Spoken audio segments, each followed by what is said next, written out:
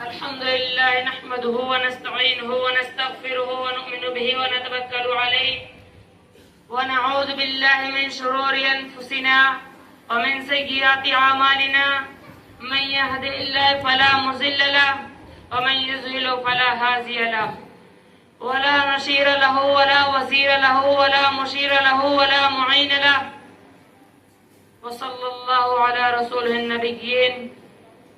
وقال الله تبارك وتعالى في كلام المجيد والفرقان الحميد إن هذا القرآن يهدي للتي هي أقوام ويبشر المؤمنين. صدق الله ورسول النبي الكريم. ایک ایک آیت کی قرآن کی تلاوت کرنا، ایک ایک آیت کی قرآن کی تلاوت کرنا، جان پر کھیل کر اظہار صداقت کرنا، ایک ایک آیت کی قرآن کی تلاوت کرنا، جان پر کھیل کر اظہار صداقت کرنا. جنگ والوں نے بتایا وہ زمار جرت، زندگی کیا ہے تمنا شہادت کرنا. اس نے جو لفظ سر صحرا لکھا، مٹ سکے گا نہ ہواؤں سے کچھ ایسا لکھا، مٹ سکے گا نہ ہواؤں سے کچھ ایسا لکھا. اس نے اپنی ایمان کی چمکتی ہوئی پیشانی پر خون سے اپنے صحابہ کا قصیدہ لکھا. میرے محترم بزرگوں اور دوستوں، آج کی اس مبارک مجلس میں میری تقریر کا عنوان قرآن اور صاحب قرآن ہے. یہ دونوں علیحدہ علیحدہ موضوع ہیں. اگر میں کہوں کہ یہ دونوں ایک ہیں تو اس میں کلام نہیں کہ قرآن بھی وہی اور صاحب قرآن بھی وہی. فرق کیا ہے؟ فرق یہ ہے کہ قرآن علم ہے، نبی عمل ہے. قرآن متن ہے، نبی تشریح ہے. قرآن اجمال ہے، نبی تفصیل ہے. قرآن کتاب اللہ کا کلام ہے، محمد چلتا پھرتا اللہ کا کلام ہے. قرآن بے مثال ہے، جس پیغمبر پر اترا وہ پیغمبر بے مثال ہے. قرآن لاسوال ہے، جس نبی پر اترا وہ نبی لاسوال ہے.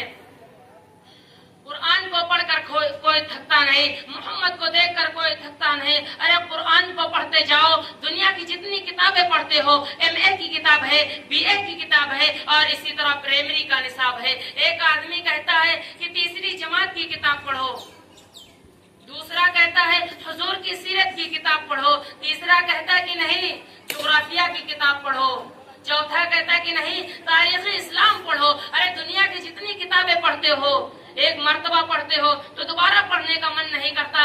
لیکن ایک ایسی کتاب ہے جس کا پہلی مرتبہ پڑھو مزہ وہی، دوسری مرتبہ پڑھو مزہ وہی، تیسری مرتبہ پڑھو مزہ وہی، 40 مرتبہ پڑھو مزہ وہی، ایک رات پڑھو مزہ وہی، ساری رات پڑھو مزہ وہی، سارا دن پڑھو مزہ وہی. مزے میں کوئی تبدیلی نہیں. تراویح میں سنو مزہ وہی، لفظوں میں سنو مزہ وہی، قاری پڑھے مزہ وہی، حافظ پڑھے مزہ وہی. مزے میں کوئی تبدیلی نہیں. 40 مرتبہ پڑھو گے تو عرش سے خدا بولے گا، تو عرش سے خدا بولے گا کہ کسی کتاب پر اتنا ثواب نہیں ملتا کہ جتنا ثواب اس کتاب پر ہے، جتنا ثواب اس کتاب پر ہے. ارے قرآن کا ایک لفظ پڑھو گے 10 نیکیاں ملیں گی، 10 گناہ معاف ہوں گے، 10 درجے بلند ہوں گے. ارے یہ تو قرآن پڑھنے والے کی بات ہے. میں خدا کی قسم کھا کر کہتا ہوں، ارے تو قرآن کو نہیں پڑھتا تو قرآن کو دیکھتا ہے تجھے تب بھی ثواب ہے. ارے جو بچہ قرآن کو پڑھتا ہے، ارے تو اس بچے سے محبت کرتا ہے تجھے تب بھی ثواب ہے. ارے تو اس بچے سے محبت کرتا ہے تجھے تب بھی ثواب ہے. ارے تو اس بچے کو اپنے سینے سے لگاتا ہے تجھے تب بھی ثواب ہے. قرآن کو پڑھنا بھی ثواب ہے، قرآن کو دیکھنا بھی ثواب ہے. ارے قرآن تو مسجد میں پڑھا جاتا ہے، ارے تو قرآن سننے کے لیے مسجد کی گلیوں میں کھڑا ہو جاتا ہے تجھے تب بھی ثواب ہے. قرآن کو دیکھنا بھی ثواب، قرآن کو پڑھنا بھی ثواب ہے. ارے قرآن بے مثال ہے. ارے اور ایک بات کہوں کہ قرآن لا ریب ہے. یہ قرآن لا ریب میں نے نہیں بلکہ قرآن نے خود کہا کہ میں لا ریب ہوں. ارے مجھے پڑھنے سے پہلے مجھ سے پوچھو کہ میری حیثیت کیا ہے، کہیں بعد میں پتا چلے ارے پورا قرآن پڑھ جاؤ، بعد میں پتا چلے ارے اس کے تو کئی حصے نکال لیے گئے، ارے اس کو تو شرابیوں نے لکھا تھا، ارے اس کے تو کئی حصے بدل دیے گئے. ارے 114 سورتوں میں سے جو سب سے پہلا لفظ ہے الف لام میم، الف لام میم پڑھ کر قرآن اپنی حیثیت کو متعین کرتا ہے. پھر کہتا ہے آگے چل، قرآن کہتا ہے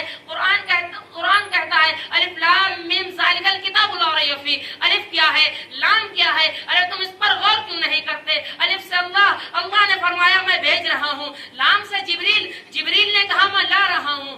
میم سے محمد رسول اللہ صلی اللہ علیہ وسلم نے فرمایا کہ میرے سینے پر اتارا.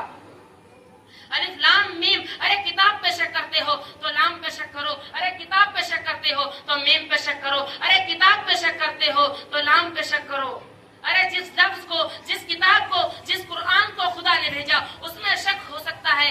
ارے الف لام میم، مجھے کہنے دو کہ محمد رسول اللہ صلی اللہ علیہ وسلم نے اپنے درمیان جبریل کا واسطہ کیوں رکھا کہ جبریل فرشتوں کا سردار ہے، جبریل فرشتوں کا سردار ہے۔ اور قرآن نے خود کہا قل من کان عدوا لجبریل فإنه نزله على قلبی، جو شخص جبریل کا دشمن وہ محمد تیرا بھی دشمن، وہ میرا بھی دشمن ہے۔ اللہ نے کتنی وضاحت سے فرمایا، اللہ نے کتنی وضاحت سے فرمایا الف لام میم۔ ارے لانے بھیجنے اور اللہ نے جو کتاب بھیجی وہ جبریل کے ہاتھ بھیجی، جو کتاب اتاری وہ محمد کے سینے پر اتاری۔ ارے جھوٹا کس کو کہو گے؟ خدا کو کہو گے یا جبریل کو کہو گے یا محمد کو کہے گے؟ ارے جب جبریل بھی سچا، محمد بھی سچا، جب خدا بھی سچا۔ ارے اللہ نے جو کتاب بھیجی وہ جبریل کے ہاتھ بھیجی، جو کتاب اتاری وہ محمد رسول اللہ صلی اللہ علیہ وسلم کے سینے پر اتاری۔ محمد رسول اللہ صلی اللہ علیہ وسلم کے سینے پر اتاری۔ ارے اس کتاب میں شک ہو سکتا ہے، ارے یہ آغاز کیوں ہوا؟ خدا کو پتا تھا کہ پورا قرآن صحابہ کی شان میں ہے۔ ارے اس کو جھٹلایا جائے گا، اس کو جھوٹا کہا جائے گا، اس کو شرابیوں کی کتاب کہا جائے گا، اس کے زیر زبر میں تبدیلی کے لیے کہا جائے گا۔ ارے آج میں دنیا میں یہ فیصلہ کر کے اتروں گا، ارے جس طرح مجھ میں شک نہیں اسی طرح کتاب میں شک نہیں، اسی طرح جبریل میں شک نہیں، محمد میں شک نہیں۔ جب کتاب بھی سچی اور یہ قرآن ناطق کے معنی بولنے والا، قرآن بولتا ہے۔ قرآن سے پوچھو قرآن تو کس پر اترا؟ اے قرآن تیری حفاظت کا ذمہ کس نے لیا؟ قرآن کہتا ہے نزل علی محمد، میں محمد پر اترا۔ اے قرآن تیری حفاظت کا ذمہ کس نے لیا؟ قرآن کہتا ہے تیری حفاظت کا ذمہ کس نے لیا؟ ارے تم اس لفظ پر غور کیوں نہیں کرتے؟ ارے اترا تو قرآن بھی ہے، ارے اترا تو تورات بھی ہے، ارے اتری تو زبور بھی ہے، ارے اتری تو انجیل بھی ہے۔ میں انہی چند باتوں پر اپنی تقریر کو ختم کرنا چاہتا ہوں۔ وآخر دعوانا الحمدللہ رب العالمین۔